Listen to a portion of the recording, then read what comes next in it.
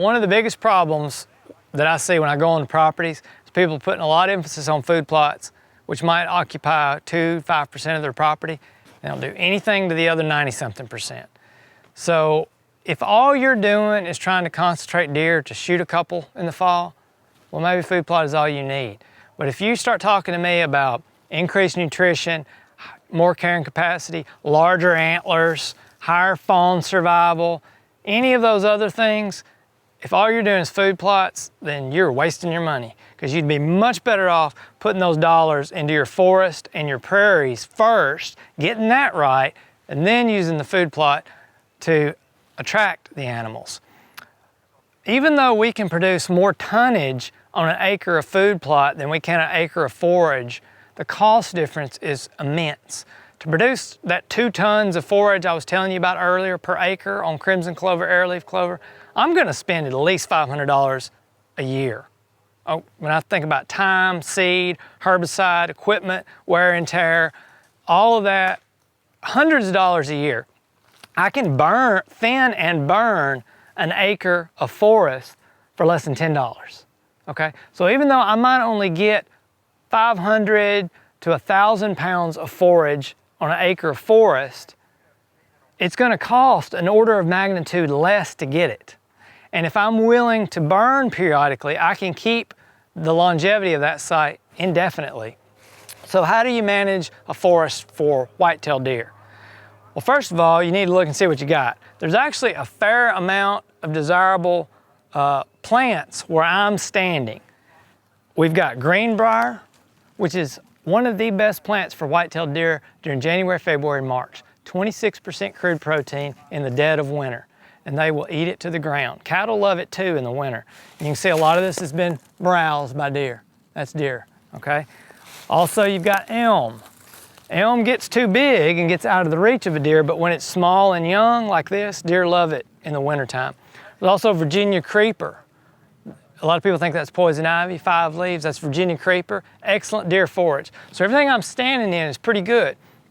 I'm standing on the edge of the forest where there's sunlight, okay? You see the sun. As you get further back in there, you might not be able to tell, but it transitions to almost a solid stand of buckbrush. That is starvation emergency food for deer. There's also eastern red cedar, starvation emergency food. So once I get back into the shaded portion of this forest, the only thing it has going for it for deer are acorns, which are unreliable at best and only last a couple of months, even in the best of years. So what about that other 10 months? You need this kind of stuff, but it could even be better, because if I got a little bit more sunlight, not only would I have these winter, spring browse plants, I'd also get things like sunflower, monarda, partridge pea, slender lespedeza, plants that require some sunlight. So getting sunlight into your forest and managing it more as an open forest is extremely important.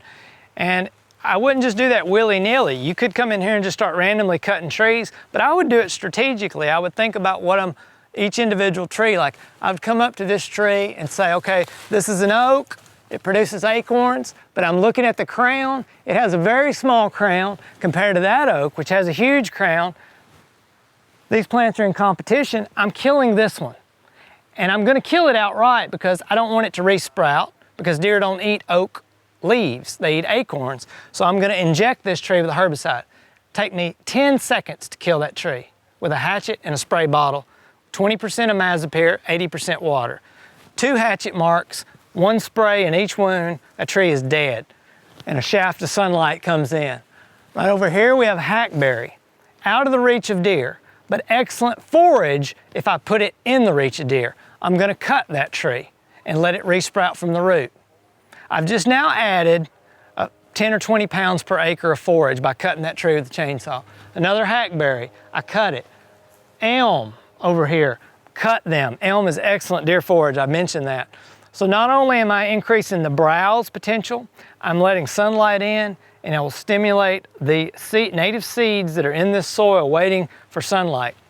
And then for deer, every 3 to 5 years, if you'll come back in with a prescribed fire, and I would do that either late dormant season, January through early March, or late growing season, August through October, those 2 time periods. Burn during those periods once every 3 to 5 years. Now, what I just described actually works really good for turkey too. For turkey, I might bump up and burn a little more frequent, but overall, what I described will work for turkey. Now, how much of the overstory do we want to remove? Most forest stands in Oklahoma that are unmanaged have somewhere between an 80 and a 90% canopy closure. That means if you came out at dead noon when the leaves are on in the summer and you look down at the ground, only about 10–15% of it is going to be illuminated by sunlight. For deer, I want at least 30, if not 40% of the forest floor illuminated. So I want to reduce that canopy down to 60%. For turkey, I might even go to 40. If I were doing this for bobwhite, I'm going to go 40 or lower, all right, for bobwhite. So I'm going to take, so in this stand, this is about an 85% canopy closure. I'm going to take out about half the overstory. Now here's an important point. Half the overstory does not mean half the stems, because this tree has a lot less canopy closure than that tree. So taking a few trees out that size makes a huge difference in the amount of sunlight. You have to take maybe 10 of these out to equal 1 of that tree. Does that make sense? So don't think just half stems. You got to look up. What's the canopy look like? But you want to get the canopy open to allow sunlight. Any questions about any of that? Yeah, so why did you say take that one out versus that one a while ago when that had a lot more canopy stuff? Yeah, and if I was doing it for turkey or quail, that would probably be a better one to take out for that reason. Yeah, but if I'm caring about deer and I want hard mass production as well, then I'm probably going to retain just a few large canopied oaks, which are going to produce more volume of acorns. Okay. Does that make sense? And some of it's aesthetics. You know, I mean, I got to be honest with you. Even though I don't have any problem killing trees, it pains me a little more to kill that tree than it does 10 of these. That's a beautiful tree. And so for aesthetic purposes, I find that when I start telling landowners to take trees out like that, they're like, it ain't worth it, you know? So if aesthetics matter to you, then you're gonna have to leave just a few large trees and take a lot of smaller trees out. Now, no, this is important. These trees may be the same age. In fact, this one may be older. I'd have to take a core and count the rings, but just because you got a small diameter tree does not tell you the age necessarily. If this tree grew in dense competition, it may be 200 years old. That one may be only 60 or 70 years old if it had more resources available. So not always is a large tree older, but often they are. When you talk about burning, how do you do that? So, man, we could spend hours on that. I'll try to give you the Cliff Notes version. There's timing, frequency, and when I say timing, I mean season of the year, frequency, intensity. The most important is frequency. How often are you going to reapply the burn? In general, for deer and turkey, 3–4 years is appropriate. For bobwhite, probably 2 years. The season, if I was managing for deer and turkey, I would not burn April, May, or early June, because that's when deer fawns are hitting the ground and that's when turkey nests are on the ground. Frankly, it's hard to burn during May anyway, most years, but sometimes you can. But I would avoid that season of the year.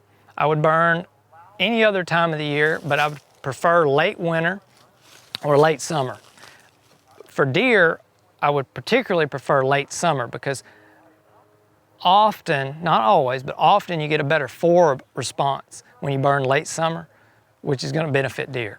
It can be really tough to burn something like this in August. Yeah. Really tough. Actually, this will burn best. Now, when I say this, I mean an unthinned forest will burn best in around November, like late November when the leaf fall happens.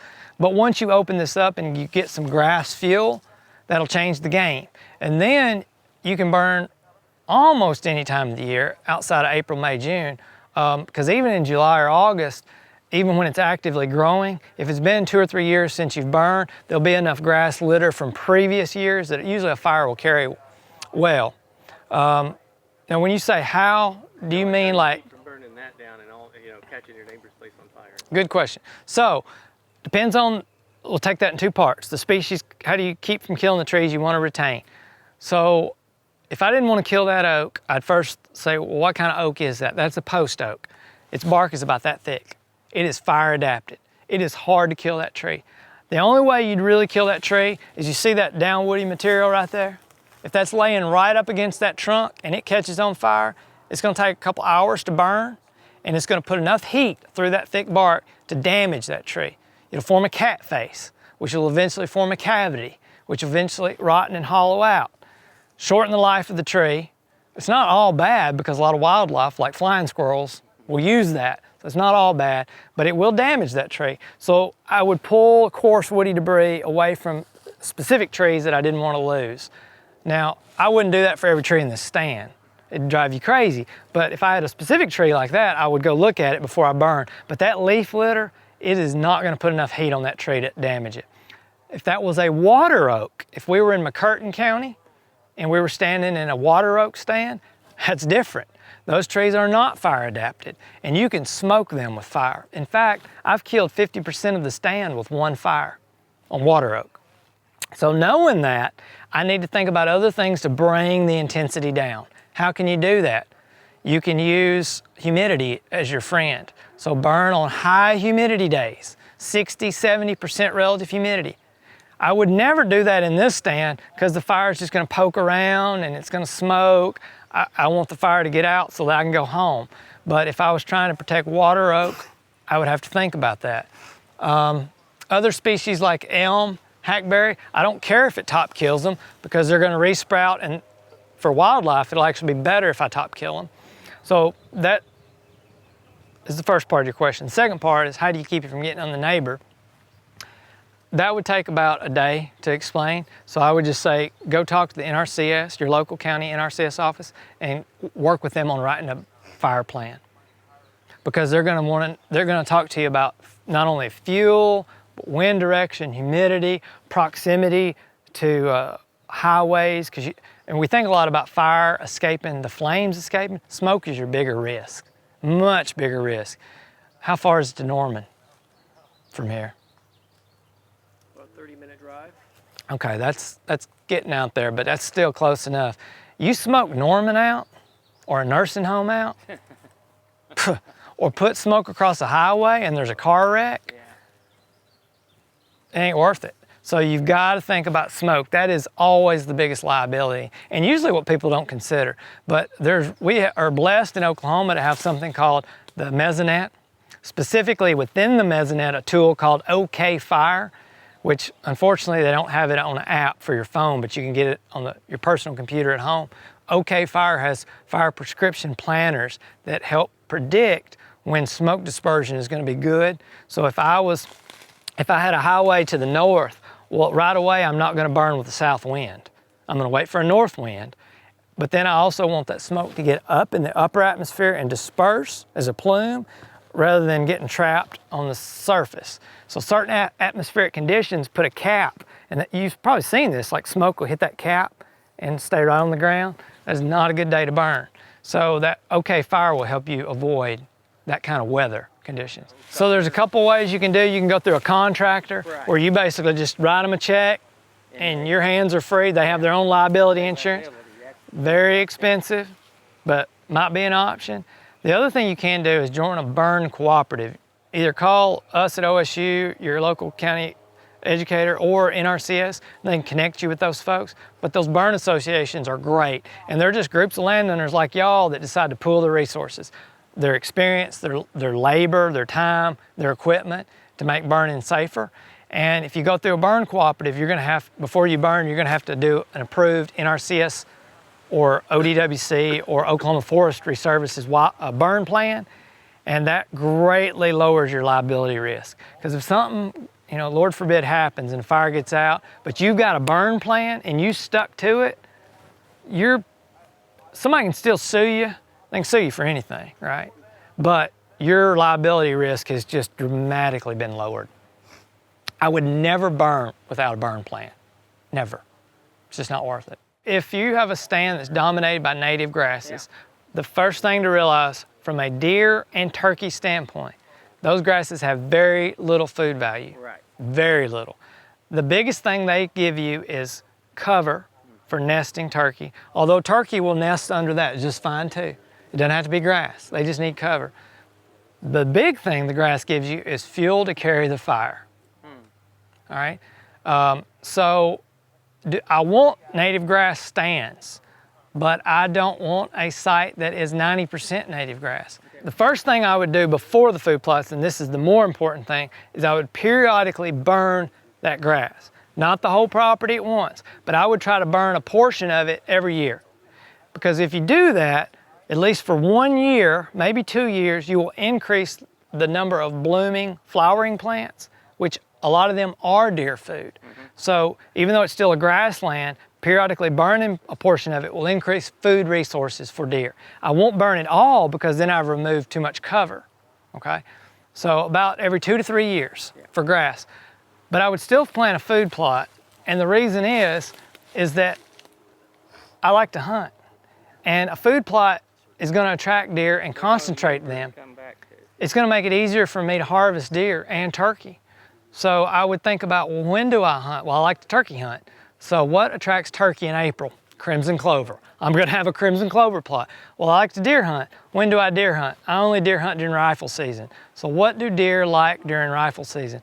Soybean seeds, if I can get them to last that long, or grain sorghum, which is a lot easier. So I'm gonna plant grain sorghum. So I've done it strategically based on what I want out of it. I'm managing the food resources primarily in the forest and in the grassland, and I'm using the food plot mostly to concentrate the game during November and April when I care about it the most.